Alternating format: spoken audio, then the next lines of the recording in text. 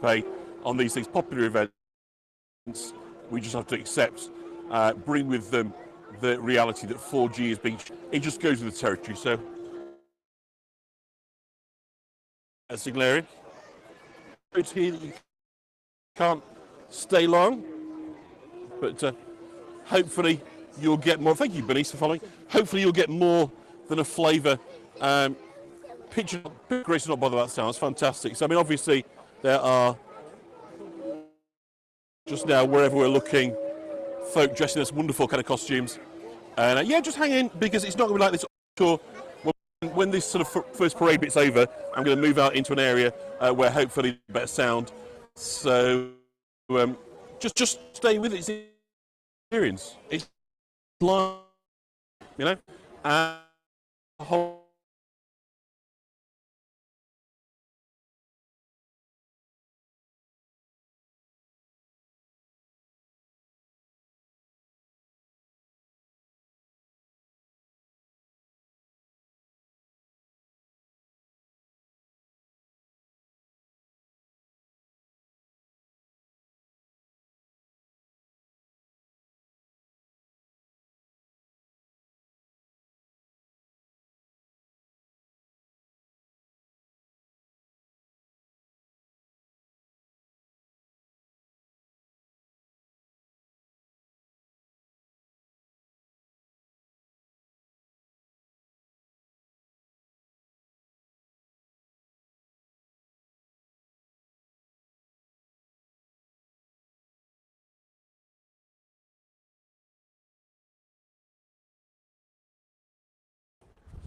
So we should have got a better smell.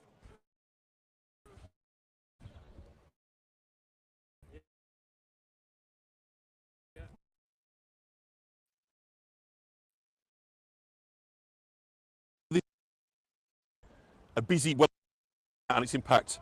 No, good. So as long as the picture is all right, I think for now I believe that the and then what we'll do is we'll walk through, hopefully avoiding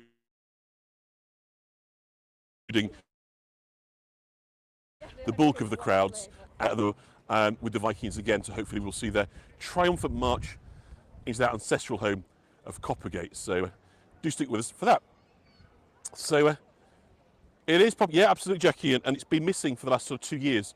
So consequently, as a result, there's obviously a pent-up interest and waiting for it. So I don't know how many Vikings we actually got here today, but there looks to be a pretty decent number. It's the 30th year in total, so it's very well established. So if you know, if we can go a little bit of zoom. Oh, thanks, Iceland. So you can sort of see in Dean's Park under the shadow of the Minster. So, how are we? Anybody new with me today in York? Do let me know.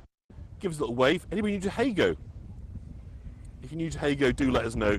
And of course, we will let you definitely. I'm rather disappointed that you haven't. If anybody is sporting their Viking garb, well done to you for spirit and in dress. But there's more than enough people here, so don't worry. You can eat your full, might say, of that kind of time. Mead, God Lord. I had a most shocking hangover once from Mead. It's like a honey beer. Thanks, Lord. They make it up at Lindisfarne, up at the Holy Island. Beautiful. Near I guess where Fiona lives, Alison's sister. But gosh, it's and you know, you get so you drink and drink and drink, and then the next day, God, that was the thickest head. So if you've never tried a night on Mead, try it once, but get plenty of aspirin in for the next day. The Vikings will get pretty grumpy. I guess they're all hungover. Hello, Wanderer. Good evening. So again, the signal's a little bit iffy at the moment, but we're going to do our best and we're just going to work it. Yeah, I think, Alison, you're absolutely right. You know, we were sort of told it's like a beer, and so you drink it out of these cup horns, you know, and it looked like, what seemed like a good idea at the time, good idea the following day. But there we go, that's live. isn't it really? Way. So very soon. So I don't quite know exactly what's going to happen in terms. I'm going to talk you through. I think we've gone live. Can you hear the Minster bells? Okay, so with the Minster bells kicking off there, officially live, that was a quarter on here in York. You know, the Viking cry. Yeah, Jennifer, the sound, I'm afraid, the 4G down because it is very, very busy, is probably not ideal. So I can only apologise, there's very little I can do about the sound, but hopefully visually it's going to be good. And what I'm going to do is in the next few minutes, once the parade has passed by, we're going to move into an area which is far less populous. We're going to walk down, have a look at the Viking market, and then join the Viking later on. So hopefully the sound, if we just treat the first bit, first time in York or first time in Heygo, Naomi? So let me just get out of the way of these guys, because I believe that we're going to get the parade is started getting underway. So I don't know if I'm going to get moved or not. If I do, we'll see. Oh, here we go.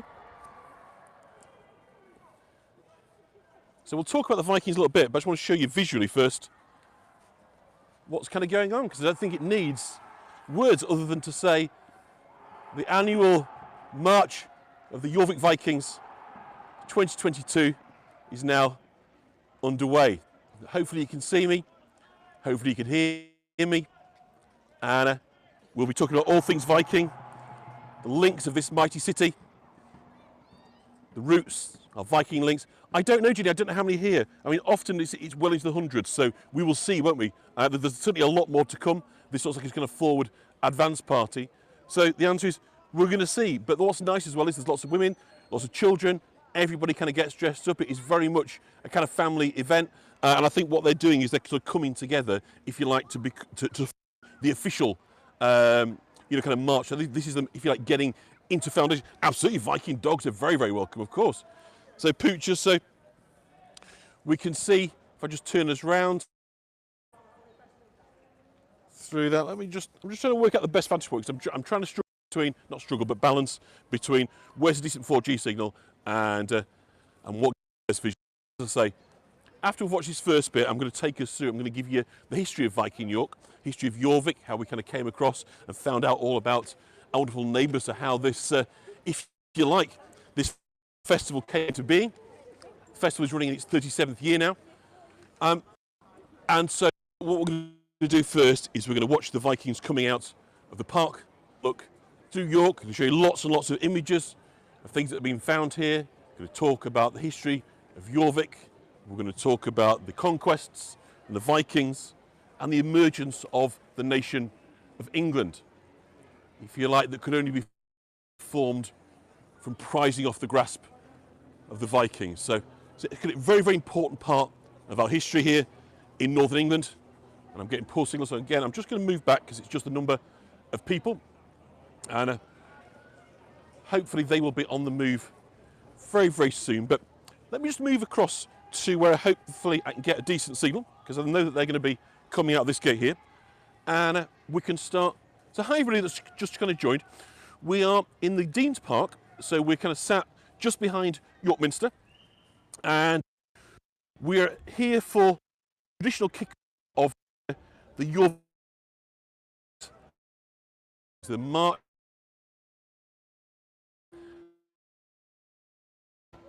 Everywhere I go, I just get a little flash of decent 4G, and then other people come near me, and it drops. So I do apologise if the picture and the sound aren't all they could be.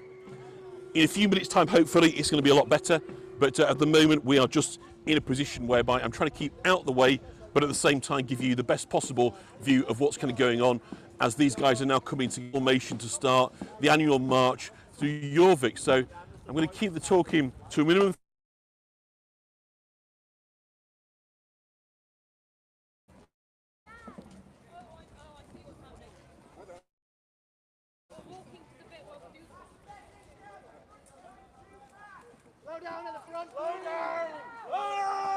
We've got speeding Vikings. Absolutely. Well, they have the same chainmail as the Normans. In effect, it's Normans and Vikings, two sides of the same coin. So we'll talk a little bit later about the equipment, about their arms, what we've seen around, of course, within. But do look fantastic, ladies and gentlemen. Isn't it a wonderful sight? And wait till you see him in full formation. There's a lot of green on it, as we said.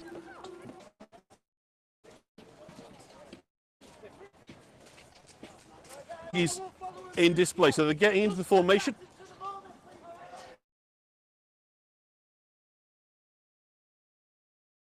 We're going to pick up the official march at the end of the tour, because if I try and follow them down, and what we want to be able to do is give you the full opportunity to not important part of York's history, of York's identity, of Anglo and Irish.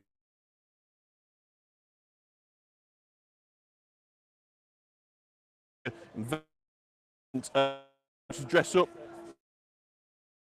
of a different time in York's history. York, not as a part of the nation state of England, but part of the Anglo-Scandinavian Empire.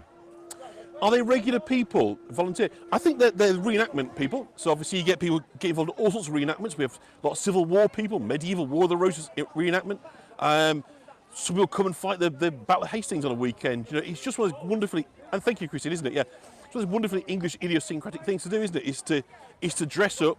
Okay, guys, if you're following the back of the march, non-combatants, please follow me this way. That's non-combatants. There we go. So we're now coming into the non-combatants.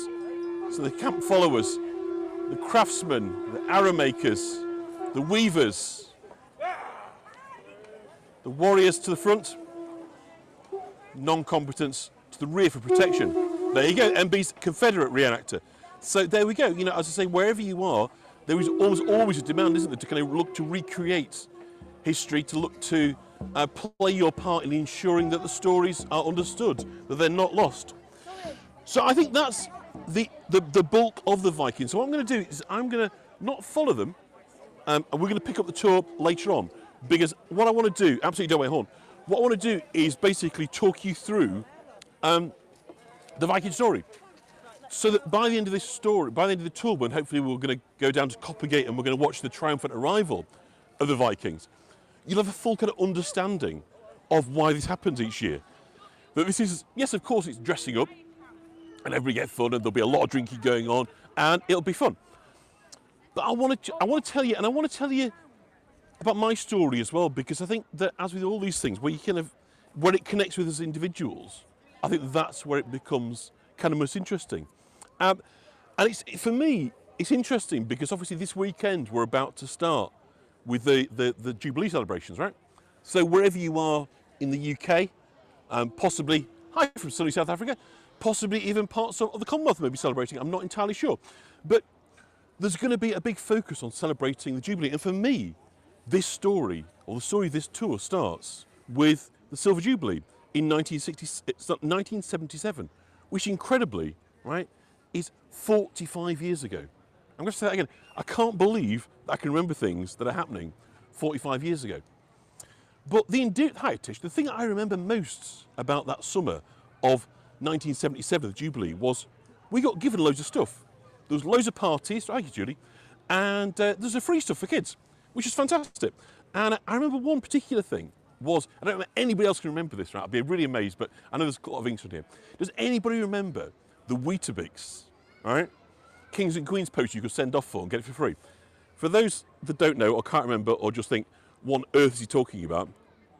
I found an image. I haven't still got this, right? But I found an image. So you can see there's a Queen and Prince Philip, right? In the middle of it. You can see that, right? And look at the Kings and Queens. So blow that up, put it down. And you'll see, right, it starts, everyone got mugged, didn't they? Yeah. It starts with William I. And so as a little kind of patriotic little British kid, I kind of began this belief, okay, right, so Kings and Queens had history start in 1066. And that was kind of the starting point, because that's what you were told. You know, Kings and Queens start in 1066. But actually in that year, yeah, everyone got sort of, that year, those that are alive, you'll know, or if you're a parent, you'll know about your kids. Everybody and everywhere you went, you got given stuff. It was fantastic. So we're sent off for this free poster. So again, just scroll down and have a look at it if you missed it out on the chat there. I got this poster, so I put the poster on my wall, and I started memorising, started learning about the kings and queens. I've talked about this on a different post. I was quite sort of boring and spotty as a kid, and so I used to learn things off by heart. So I learned all the kings and queens. And then in that same year, 2 queens visited York, believe it or not. Firstly, Queen Elizabeth II as part of her Silver Jubilee tour. She went all around the country, and she arrived here. And I've actually got a picture of the Queen in 1977 doing a walkabout in York. So there she is with the show for York. Yep, absolutely. Was Alison? Did you go? Sorry, that's not a very good picture, is it? I'm looking at that. Was Alison there?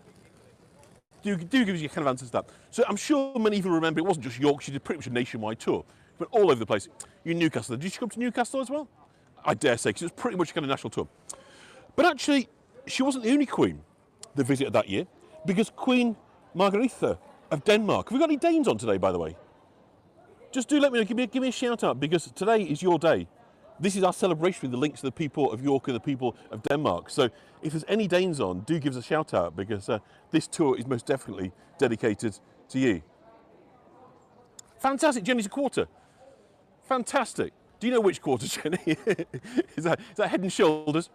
So if you've got any Danes on, do give us a shout out. So the Queen came here in 1977. She'd only been on the throne for 5 years. But she was here for a very different purpose to Queen Elizabeth. Does anybody know? Oh, Emma. Well, as we're going to find out later on, that the BY in your name is a big clue there, and we'll talk about that a little bit later on. Does anybody know why Queen Margaretha came to York in 1977? She's here by the Minster. No?